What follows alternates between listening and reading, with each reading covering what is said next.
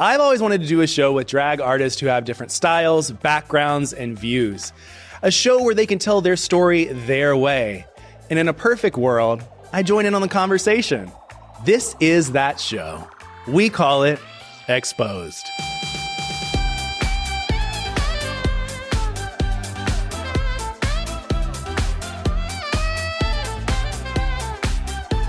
Hey everybody, it's Joseph Shepard and welcome to Exposed. It's the show where I chat with all of your favorite queens. Today we're going to go a little international because I have the lovely privilege and pleasure of chatting with season 1 of Canada's Drag Race, Scarlett Bobo, and she is now here in LA officially. Welcome, Scarlett. How you doing? Hello, I'm so good. I'm excited to be here. I'm excited to be in LA and you know, I love the studio too. Thank you. Yeah. Sorry, thank you. you. I love this. It's so adorable. I want to know because I've been seeing on your socials you're now here in Los Angeles. You made the move. I did it. What'd you do it for? Oh, you know, money, success, fame, glamour, all of those fun things. Honestly, like it was pretty crazy. We were living in Vancouver and then we were back in Toronto for maybe just under a year, just kind of testing to see what we were going to do, where we were going to go. And then my partner and I were just bored of being in Toronto. And then I got my visa and I was too crazy, literally. And I was like, well, let's just get an apartment in Vancouver, in LA. And poof, I put a down payment on and then I was like, oh shit, I just did that. Now we got to follow through. Now we have to go.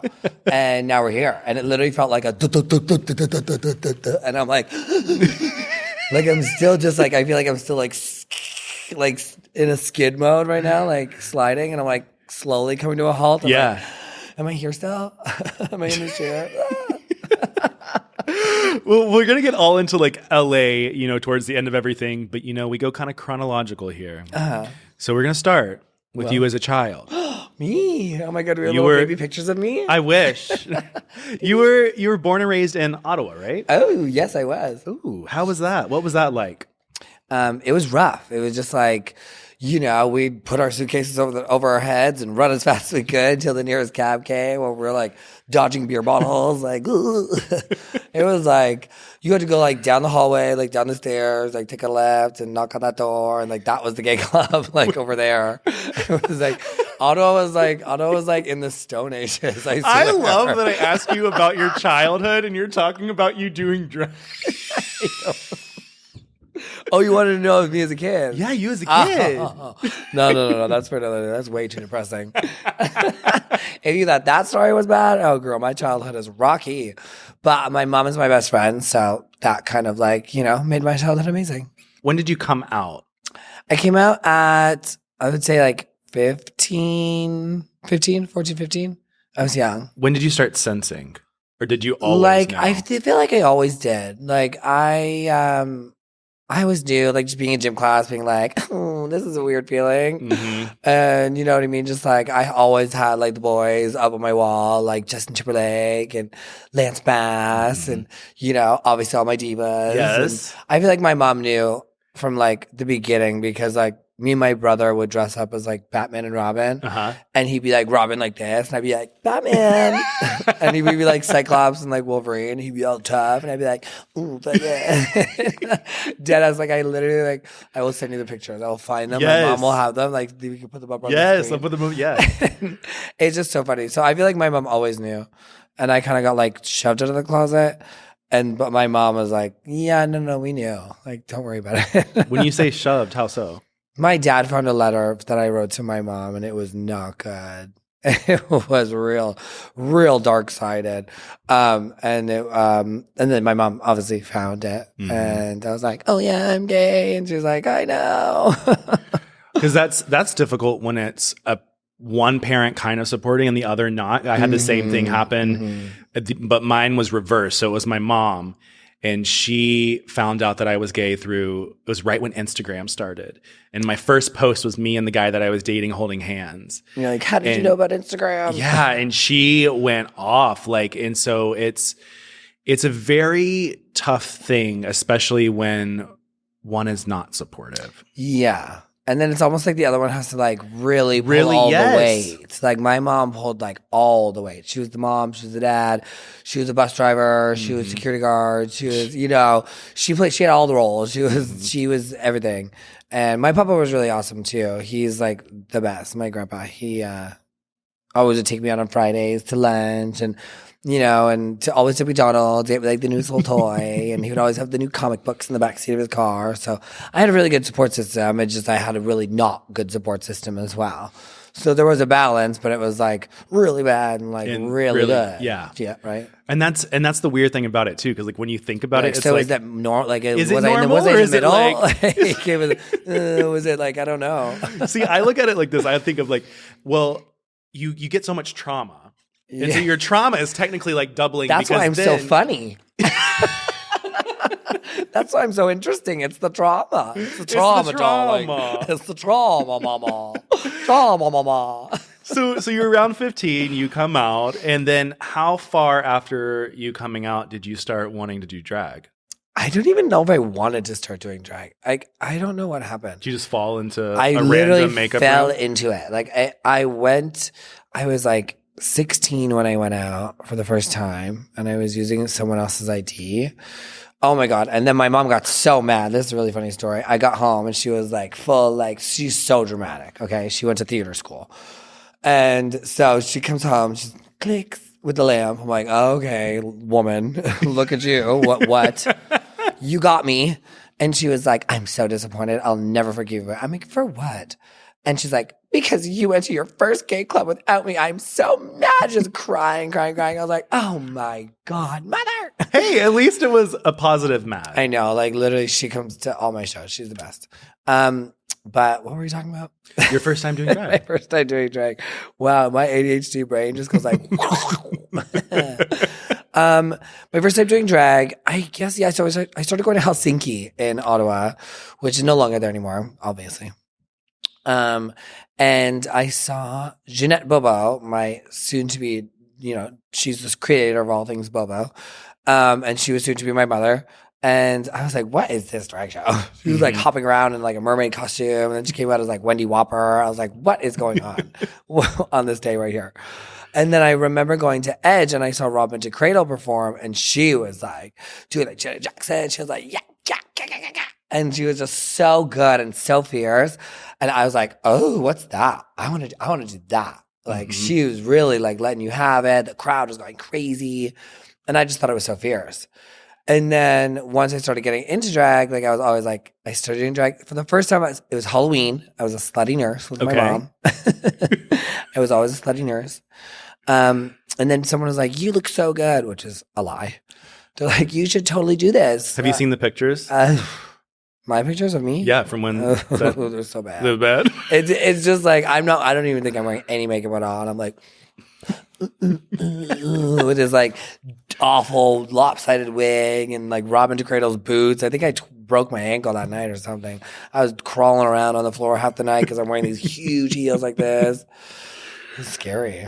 Did you save any lives being a slutty nurse? I did not. Someone probably should save my life a few times that night. So that was kind of like your first intro into drag. And then was it before or after you got into drag that you started doing, firework and aerial stuff? Like when did that start coming into play? That started when I moved to Toronto. I always like really loved the circus, and Pink is like my girl. Pink, if you're listening, like, what's up, bitch? But for real, Pink is my like favorite person in the whole world. And she's why I do a lot of what I do. And I always thought, I could never incorporate that in drag. Like, there's no point of even bothering to spend the money and trying to do it. And then I remember seeing Pink do it, like flipping around in the air. Like, this is maybe like 12 years ago. And I was like, whoa, that is amazing. And I kept seeing it. And then eventually I was just like, you know what? I'm just going to do it. I'm going to go to circus school. Because Ivy Winters taught me how to swallow fire. Really? Yeah, like way back when she was on her season, which was like season 4, I had her come down to Toronto to do a show, and she was like, "Can I juggle these swords over top of your head?" And I was like, "What? No!" I'm like these huge big metal swords, and she was like, oh, please. I said, only if you teach me fire then. And she said, okay, fine. And so she did these swords. I was like coming like right to my face. I was like lying down on the stage. I was like, bah! And then, yeah, she showed me how to swallow fire. And I kind of ran with that, and which was really cool. And then everyone was like, oh, great. Scarlett's going to swallow fire now. The last thing we needed to do is running around with fire in her hands, drunk at 3 a.m. Like, look what I can do. I'm really professional. I swear this was a long time ago. And then Silks kind of just came from that. I was just like, I think I could do this in a show. Mm-hmm. And I kind of started getting more popular, and I started doing like more like bigger stages and whatnot. And I was like, no, I'm going to do it. And I just kind of jumped into it. Silks is fun because I've done a few classes, and I've been it's a workout. Yeah. Oh my God. I need to start training again. I was in the best shape of my life. Like it's tough. But it's so fun, and it's freeing. Just like hanging upside down, 20 feet in the air. Like, how can I get down? I'm literally writing a Pink show right now. Yeah. Yeah.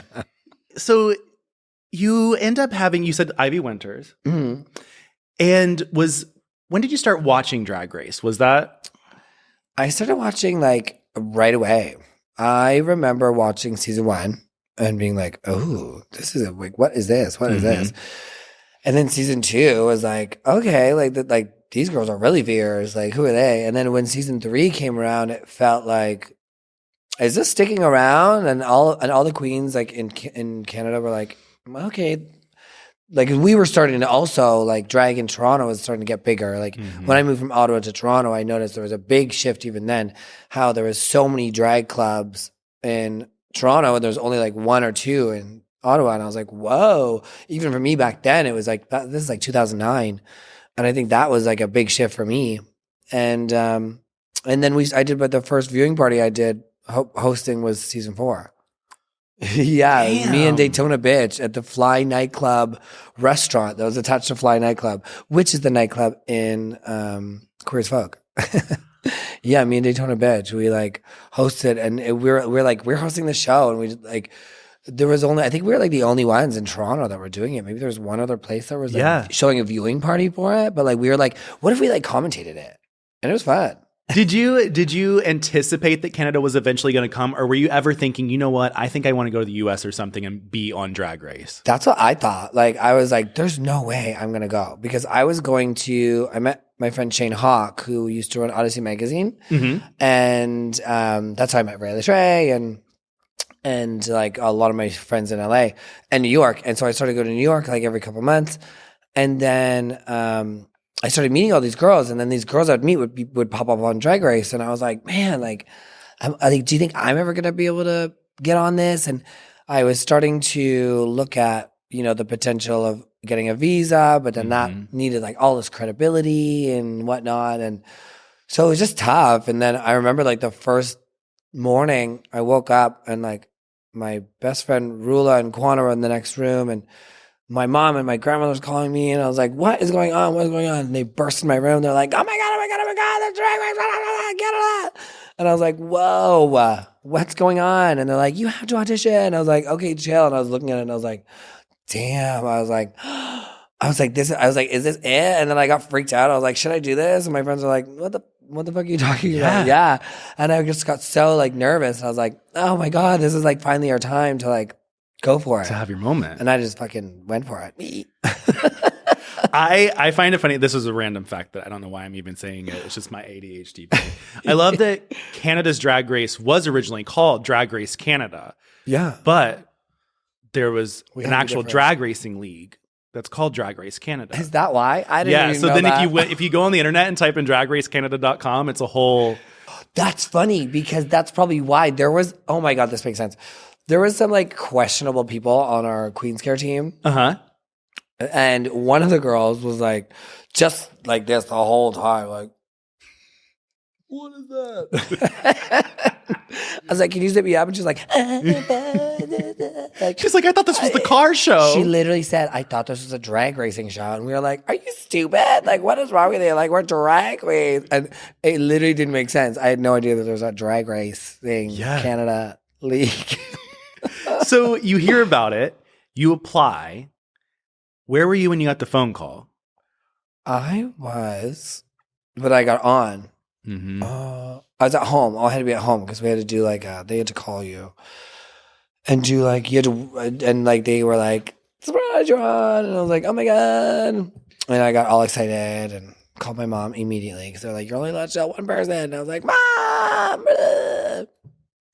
It was wild. I was like beside myself.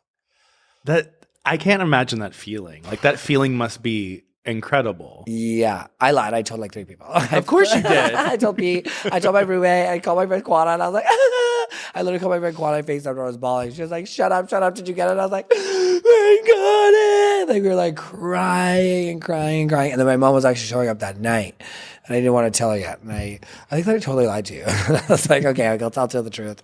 I got scared. I was like, no, I'm not in India anymore. And then my mom was like, mom. She's like, what? And I was like, I got it. And she was like literally collapsed into the floor. Like, so freaking cool. Yeah, it was very exciting because I was like, wow, this is it. Like, this could really change the course of my career.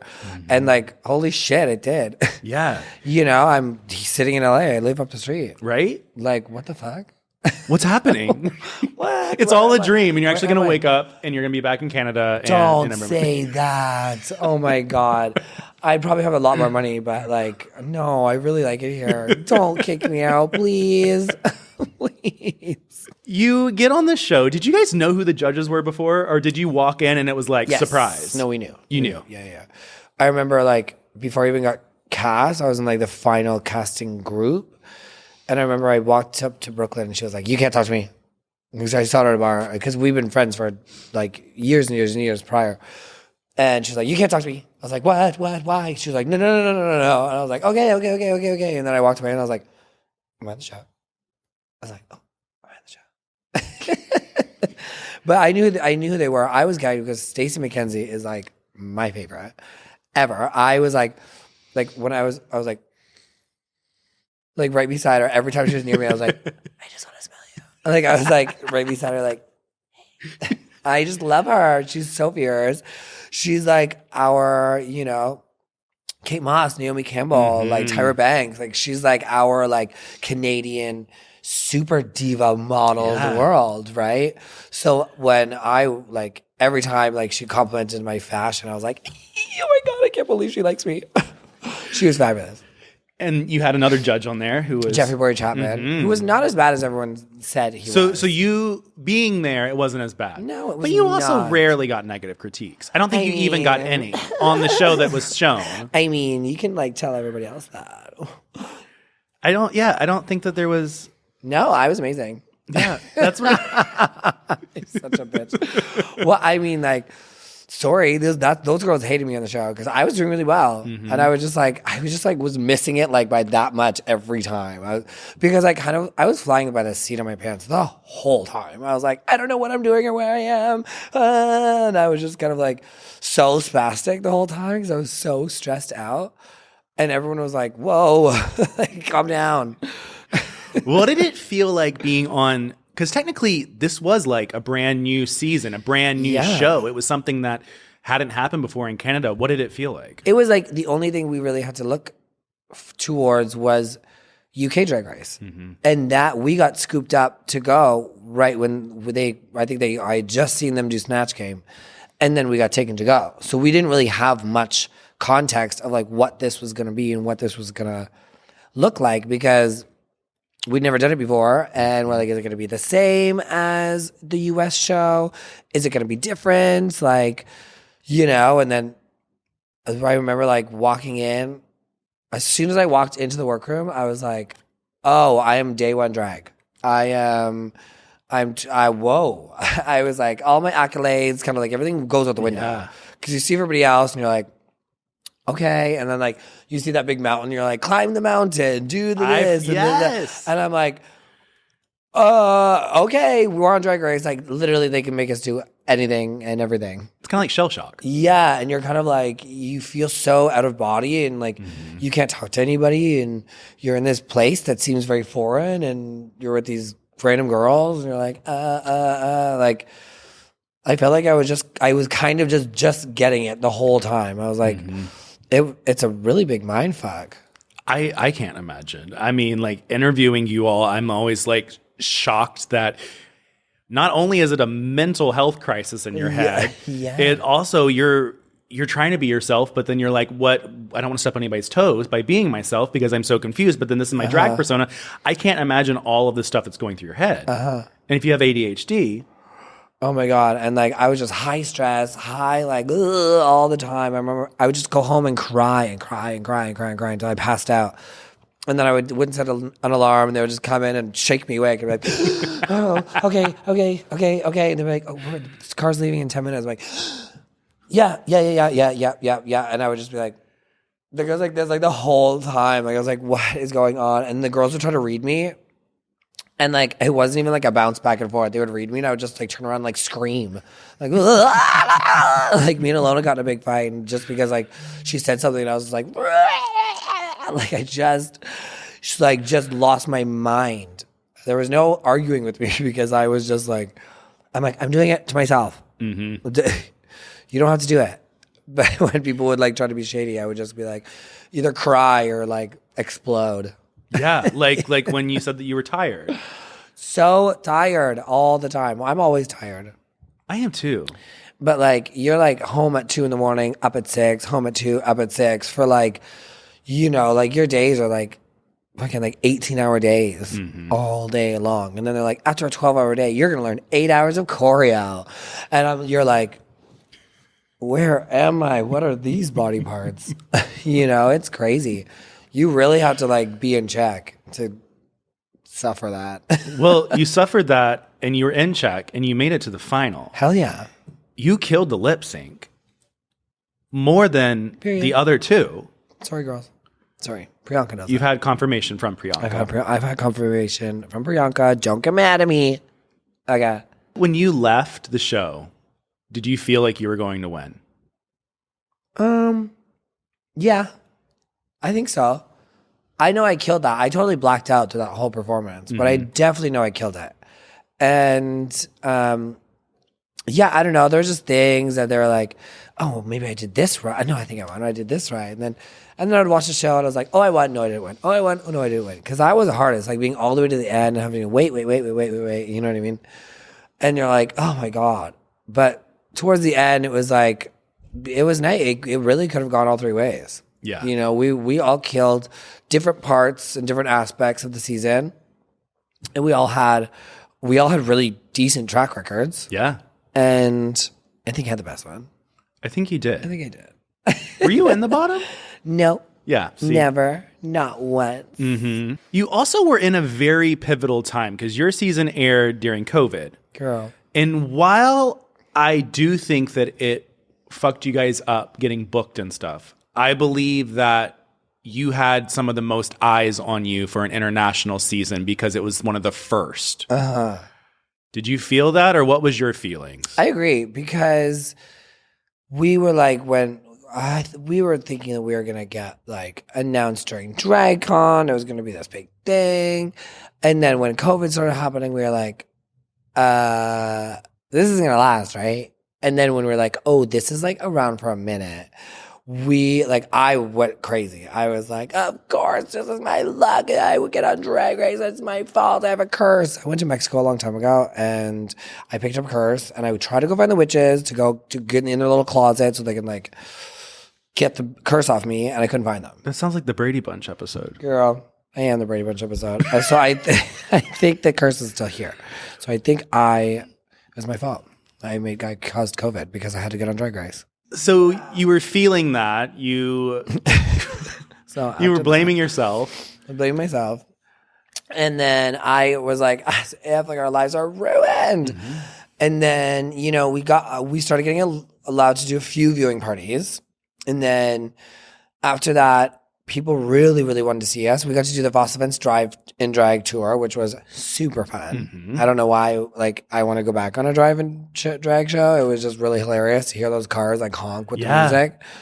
And then once everything started opening up again, the bookings just like flooded in, and we had people from all over the world like just be like, oh my God, like you got us through COVID. Like we watched you over and over and over and over again because we were the first season that came out of COVID, and even like some of the UK girls contacted me because when they got taken off for their show break, season 2, Yeah. I think, was it? And they're like, we were watching you because you were the show that was on while they had their 6-month break. So it was kind of crazy to be able to like really reach all these different corners for an international season, for the first Canadian season. Yeah. I thought it was super cool. And that was the only Canadian season I really cared for. It was the only Canadian season that's out there. That there was, yeah. The other ones, I don't know what those were. I think there was reruns of our episodes. Yeah, I think so. So in Canada... we keep saying that we should just redo season 1. I mean... That would be... Wouldn't that be cool? Just see what happens. I've never thought of doing an all-star season with redo it. Right? I mean... Good ideas. I hope I would get the same place. No, I will. Man, imagine like I redid it and I like went home first. No, I wouldn't be as bad as Juice Box. I would probably maybe second. Or Juice Box. So a lot of girls say when they get off the show, they blame things on the edit. But I want to know from you, your edit that you saw, is that the Scarlett Bobo that you are? No, I don't think so. But I don't know if it's the edit's fault or if it was me. Like there was things that I was really whiny. I don't remember being that whiny on the show. And I just felt like I was like boring. I was like, I was just like zapped. And I'm like, I felt like I had some really good moments, like a bunch of the mini challenges. Like I was like, they would just like show me for a second and then like I wouldn't be seen at all in the rest of them. And I was like, oh man, I thought I did really good in that one. Damn. Man. Maybe next time. Shit. I just felt like I was good in the edit, but I just felt like I was boring. Like I felt like I was complaining a lot. And you know what? Maybe I was. Maybe I was just a big baby. Maybe you were just blacking out every single time you walked into that stage. I was blacking out like a lot. Like a lot. And, you know, I'm just happy I made it out alive. and right here on Exposed. Yeah, right here on Exposed. Well, since you just said the word exposed, this is our last Drag Race question, and then we're getting into your career. Ooh. Since the show's called Exposed, I asked all the girls that come through to expose something that happened behind the scenes that you wish would have made it to camera. Boa tripped me. On purpose? I think so. Whereabouts? Boa. She does it. She always says, I didn't trip you. But then sometimes she goes, I tripped her. So we were getting back in our line formation in episode 3 for Sorry Not Sorry. And the cameras had just shut off. And the foot was out. And I was like going backwards. And then I tripped. And I was like, your foot was never out there before. And we were like screaming at each other.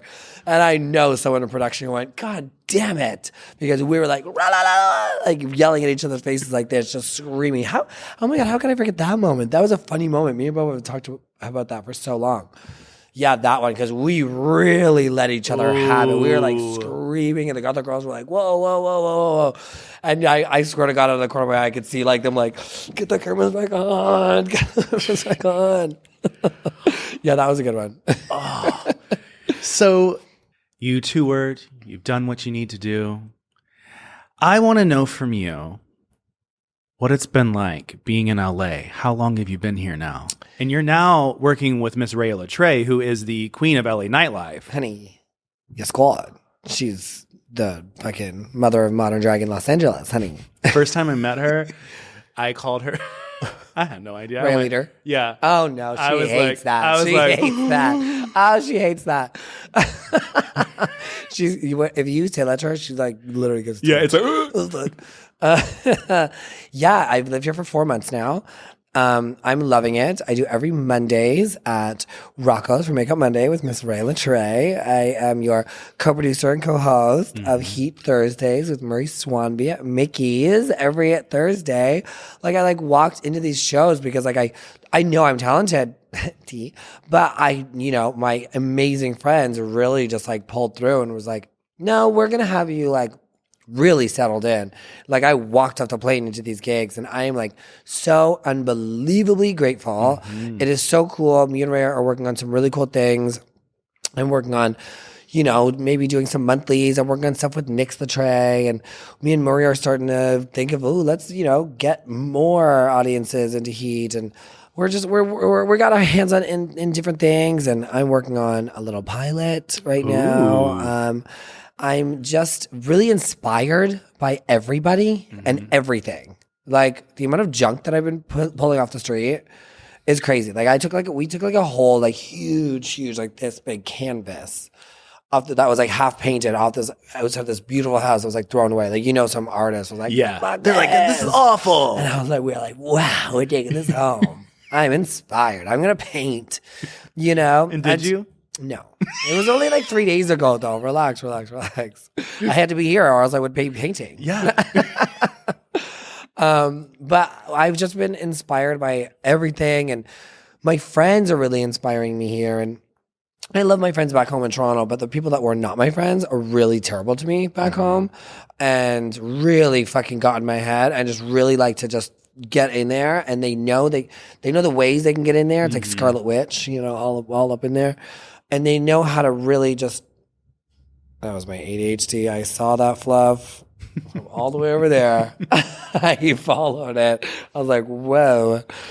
Anyways, but being here, everybody's inspiring me, and my friends are pushing me really hard. And, so you want to hang out with people that are not better than you, but like, more successful than you, or have that car that you want, or have that house that you want, because you want to be on that level. And, I don't stop until I get what I want, and I want that level, right? And so being around all these other inspirational people in LA, everyone's kind of going for that main goal, that's success. And it's nice to be around all those people.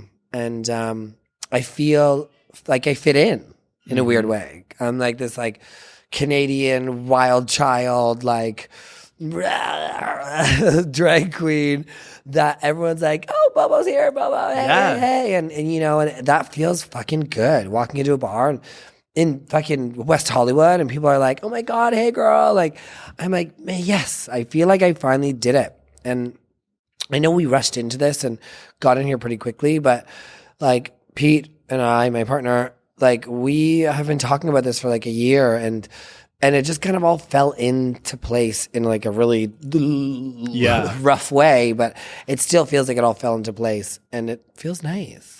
I mean, to be 4 months in and already have shows that you are... Yeah. I mean, some girls come in for like a weekend and expect to have something and have nothing. So that is iconic in its own right. And that says a lot about you, not only as a performer, but you as a workforce and an individual. Thank you.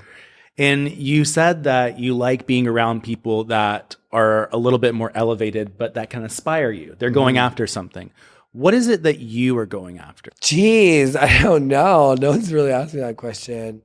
I see myself just being successful, and I don't know what that means right now. And that's why I'm like in this weird position, because I'm like, do I want to get back on the show? Yes, I want to get back on the show. But now that I'm in LA and I'm seeing all these other Rue girls everywhere, I'm like, but that's not the be all end all. You know what I mean? Getting back on the show. I want to get back on the show because I want to push myself further. I want to push my drag and my creativity further. And bitch, I want to win, of course. Yeah.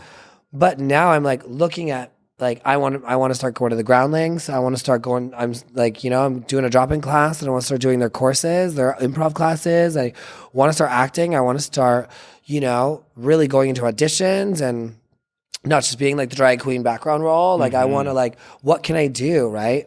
I want to finish my album. But like, what does success mean? Like, is finishing an album like gonna make me successful? Is it gonna make me think I'm successful?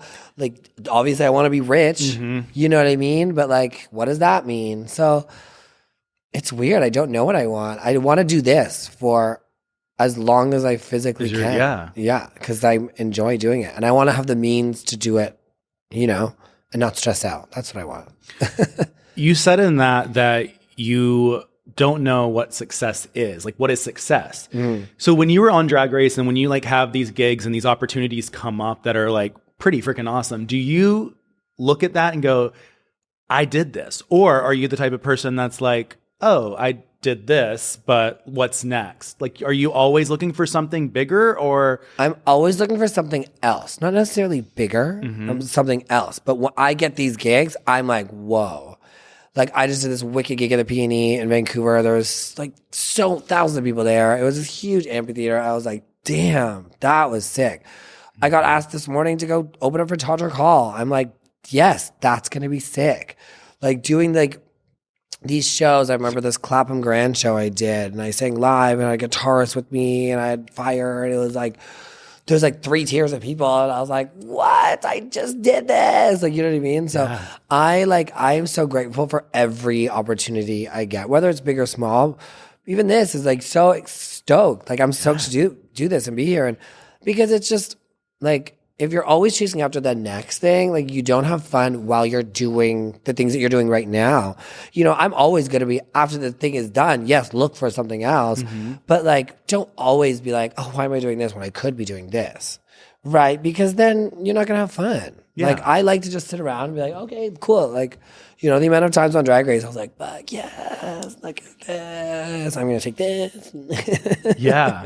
You know, and I would like to just like, it's hard sometimes because sometimes you go, and it's hard to like put on the brakes. But you need to put on the brakes and just relax, slow down, look around, be thankful and grateful for the people you have around you and the success that you have around you, and just like take it for granted. Don't take it for granted. Like, be grateful in it for a minute. Yeah. And I think one thing that I've always spoke really loud about is these moments can be great and they can be wonderful and you can live in these moments. But I never look at things as like, what do I want to do in 5 years? Yeah. Because when I was younger, I always heard, come up with your 5-year plan. Come up with a 5-year plan. Jeez, and so I took a note card and I wrote what I wanted to achieve in 5 years. And I put it in my wallet. And I was like, every time I like pull out my wallet, these things will be inspiring. None of those things happened. So I took that card, threw it away, and I said, I'm done with it. Because I was concentrating too much on these goals that I made up. Yes. That I was losing sight of things. Yes. Like sometimes like my career is going this way and then I'm like, whoa, my career, then I'm over here and then I'm being pulled this way. And I'm like, I'm not focused on that one thing, because then if I'm focused on only that one thing, you're missing out on all these maybe opportunities here that like, you know, could pop up. I'm a yes person. I say yes to everything. Yep. Yes, I'll do that. Yes, I'll do that. Yes, I'll do that. Because I feel like when you say no, then what happens when that's gone? Yeah. And like, I like doing stuff. I get bored. Yeah. I mean, that's the ADHD always. Yeah, I'm always bored. What would you say the biggest misconception of Scarlett Bobo is? That I'm a bitch. Do you think you're a bitch? No. I think I can be a bitch. My partner's looking at me rolling his eyes right now like, okay, bitch. I think people think I'm mean, which I don't, because a lot of people, when they first met me after the show, they're like, oh, hey. I was like, what? What did I do? People like to talk shit about me because I've gotten to where I am by being nice and being kind and actually helping out other people along the way, which is hard to say for a lot of other people. So people like to call me a bitch and they say I'm mean. And I'm just very straightforward. I spent too many times getting abused by, you know, bar owners and by promoters and by people just taking advantage of you and just trying to suck your fucking soul out of you. And so now I'm like, no, screw that. I'm tough, and I've had to put up my walls, my barriers, and I'm straight to the point. If you piss me off, I'm going to tell you, well, you did this and it pissed me off. You know, period. But a lot of people are like, oh, she's a bitch. She's mean. And I'm I like, think no, that I just don't put you up just know with what you shit. want. Yeah, I'm not going to take, you know, the abuse anymore. Sorry. Well, I'm glad that you come to that realization. I think that a lot of girls don't. You know, they always think about it in a non-logical way. Yeah, and I did that for a long, long time. And I would just say yes and yes and yes and just take it. And I was like, fuck this. No. I can work with you. You can work with me, but you don't have to be mean. You don't have to talk to me like that. You don't have to put your hands on me. You don't have to touch me like that. You don't have to, you know, shout at me like that. No. And I finally just started saying no. Fuck off. I'm not doing this anymore. So many fans were asking, and you've already kind of briefly touched on it, Why have you not gone back to All Stars or a Versus the World? Have you been asked? No. That is a lie. Not been asked. It's not a lie. You haven't been asked. I have not been asked. No. And, at first I was like, I don't want to go back on yet. Like when Jimbo and Lemon went on, like they went on immediately after. Yeah. I was like, y'all are crazy. I am broke. We're in the middle of a pandemic. And you want me to go on again? I was like, I would have killed somebody. Like I wouldn't have passed the psych test. For sure. And then like, yeah, I don't know. What the fuck, World of Wonder? Sup, baby? I mean, you've had Rita back. You've had Jimbo back twice. And look at it. I mean, look at the material. Look at the top 5. We have Rita Bagas hosting. We had Priyanka that won. We had Lemon get on All Stars. We had Jimbo win All Stars. We had me moving to LA. I say that as my accolade because I don't have anything else right now. And being unexposed. So, hello, I'm ready. I would like to do it again because I think I am very much evolved performer. I feel like I've polished up and I've tightened up all my kinks. And I think I've had enough therapy that I can do it again. Would you want to do like an All Stars, a US, like how Jimbo did? Or would you be down for like a global or a Versus the World or like? I would do like, I don't know. I don't know if I want to do like Canada versus the World again. Yeah. If I'm doing it again, when I'm doing it again, it's going to be in front of Rue. I need like, if I'm going to be told I'm shit, it's going to be from the mother herself. Yeah. And, Global All-Stars would be sickening. I have been putting that out in the universe. UK All-Stars would be great because then that UK market, their fans over there are amazing. They are so fantastic. And I love my UK fans. So I would love to like hit something like that.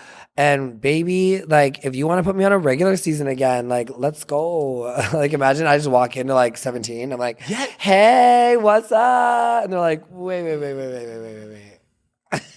That would be iconic. Right? What's up? I'm here. That would be totally unexpected. No one's ever done that. Yeah, nobody's ever done that. Only if they That'd be roll a me out of a gag. box or like a coffin. Oh, a coffin. Or like a bag. Ooh, yeah. Like a Ziploc bag. Ooh, yeah. A body bag. Zzz. Undo it. Just little so tired. Canada label. Yeah. Deported. Back to Canada.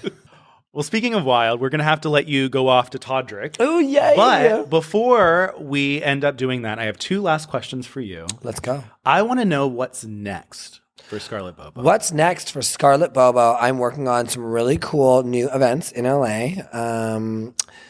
They might be involving some dinner and some drag. Okay. Going back to my old roots. I know I shouldn't say too much. Pete's looking at me like, don't say too much. What? Oh, yeah. Oh, thank you. So I'm going to be going to my old roots. I used to throw a bunch of like circusy, burlesque themed dinner shows, dinner parties, like really make an experience. And I think LA is the perfect place to do that. We are now greenlighting our season 5 in Absolute Empire's Ball, which is my competition that I created. It's a house competition sponsored by Absolute Vodka in Canada. That's awesome. Yeah, we just had the last house win $10,000. And now we're going on season 5, which is super cool. I am writing a book and I am finishing my album. It's a lot. It's a lot, and we're doing the damn thing. And yeah, and I'm going to be running Heat Thursdays at Mickey's every Thursday from 9 to 2. Just plugging my party. I always tell Rhea, I'm like, okay, for Makeout Mondays, I'm like, you're going to have to one time just do my makeup and just do it. And because I just want to perform once. I just want one performance. Oh my God, come over. I'll do your makeup before we go to makeup one day. Okay, I'm down. I'm so down. I've got a whole like makeup, like I've got a whole drag room with it's like makeup studio and like a little red. I've got even a photo wall. I've got like a red fur wall. Yeah, I'll do your makeup one day. Okay. Okay. And my last question for you is, what's the message that you have for our LGBTQIA plus community? Oh man, usually before it was always like be kind to one another, and it's always be kind to one another. But right now it's like I need people to be kind to themselves because with the hate that's going on in this world right now, I got jumped 2 weeks ago in West Hollywood. Like the haters are out. People hate us right now. It's so depressing. It is going to get better, but really right now it feels like the end of the world for queer people. And honestly, you have to be kind to yourself. Make sure you are looking at yourself in the mirror every day and you are loving yourself, girl, because it's tough. It's a tough world out there and it's not getting easier anytime soon. And we're in this fight and we're not stopping and we're going to get gayer and queerer and more faggoty and more obnoxious and more loud and glamorous. So keep in there, be kind to yourself and stay tough. Period. Love it. Be kind to yourself. Yes. I think that's the biggest thing. I always tell people to be kind to other people, but I always forget, oh wait, I need that too. You know, because when you're being kind to other people, you forget about being kind to yourself. Yeah, you need the rest. You need the water. You need to drink water. You need to, meditate for a minute. You need to go, pump your pussy out and, do whatever you need to do to make yourself feel good. Exactly. So we're gonna send you off to go to Todrick and pump your pussy out. I'm gonna pump my pussy out tight tonight, bitch. Woo! So where can everybody find you on the social medias? You can find me on anything on Instagram, TikTok, and Twitter, or X, if we're calling it X, at ITS Scarlett Bobo. You can find me on Snapchat, but I only use that to get dick pics, so don't even bother. Yeah, that's where you can find me. And you can find me every Monday at Rocco's in West Hollywood for Makeup Mondays. And you can find me every single Thursday at Heat at Mickey's. Well, thank you so much, Scarlett, for being here and chatting with me. I'm Joseph Shepard. That's the fabulous Scarlett Bobo. Bye. Until next time. Bye, guys. Yay. That was so fun.